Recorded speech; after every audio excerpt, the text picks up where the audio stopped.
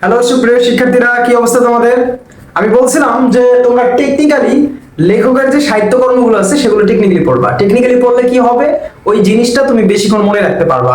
আর যদি তুমি র্যান্ডমলি ওই সাহিত্যকর্মগুলো একটার পর একটা পড়তে থাকো, দেখবা যে একটা সময় কিছুই নাই, মনে নাই, সবকিছু এলোমেলো লাগবে। কারণ তুমি যখন একটা সাহিত্যিকের সাহিত্যকর্ম পড়ে আর একটা সাহিত্যিকের সাহিত্যকর্ম পড়তে যাবা, ওই মুহূর্তে দেখবা যে আগেরটা তুমি ভুলে গেছো, আগের পরেরটার সাথে আগেরটা দেখবা যে সংমিশ্রণ হয়ে গেছে, কোনটা কার সাহিত্যকর্ম সেটা তুমি মনেই রাখতে পারবে না। সো আজকে আমি যে টেকনিকটা দেখাবো, এর আগের দিন আমি দেখাইছিলাম কাজী নজরুল ইসলামের যে নাটকগুলো আছে সেটা কিভাবে তুমি টেকনিক্যালি শিখতে পারো।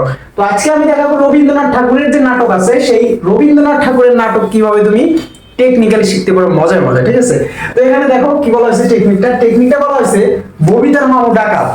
মামু বলতে কি বোঝায়? মামু বলতে আমাদের গ্রাম অঞ্চলে একটা কথা আছে, মামাকে অনেক সময় মামু বলে, অর্থাৎ মায়ের ভাইকে অনেক সময় কি বলে, মামু বলে। তো এখানে টেকনিকটা হচ্ছে ববিতা নামের একটা মেয়ে ছিল, তার মামু হচ্ছে ডাকাত, তার মানে তার মামার ডাকাত। ইন্টারেস্টিং না? তো ববিতার মামু ডাকাত দিয়ে আমরা রবীন্দ্রনাথ ঠাকুরের যেগুলো নাটক আছে এই নাটকগুলো আমরা মনে রাখতে পারি। কিভাবে মনে রাখতে পারি? দেখো, বতে কি, বতে হচ্ছে বসন্ত, বতে কি বসন্ত, এটা একটা হচ্ছে আমাদের নাটক। বিতে আমরা বিসর্জন মনে রাখতে পারি, বতে বসন্ত, বিতে বিসর্জন। তাতে আমরা কি মনে রাখতে পারি? তাসের দেশ বা তাসের ঘর। ঠিক আছে, এটা আমরা মনে রাখতে পারি। রতে হচ্ছে রক্তকরবী অথবা রাজা, এটা মনে রাখতে পারি। মাতে হচ্ছে মালিনী, মুতে হচ্ছে মুক্তধারা, মুক্তধারা, মা মালিনী। ডাতে হচ্ছে ডাকঘর, কাতে হচ্ছে কালের যাত্রা। এই যে যে টেকনিকটা, এটা যদি তোমরা মাথায় রাখতে পারো, এখন তুমি যদি খালি টেকনিক পড়ো, রবীন্দ্রনাথ ঠাকুরের সাহিত্যকর্ম জীবনেও রিডিং না করো, তাহলে কিন্তু হবে না।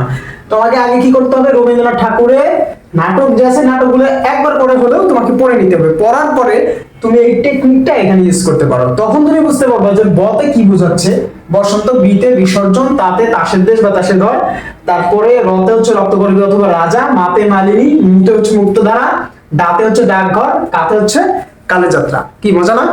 তো এরপরে আমরা আর একটা টেকনিক নিয়ে উপস্থিত হব কোন একটা বিষয় নিয়ে। তো সে পর্যন্ত সবাই ভালো থাকো, সুস্থ থাকো, আল্লাহ হাফেজ।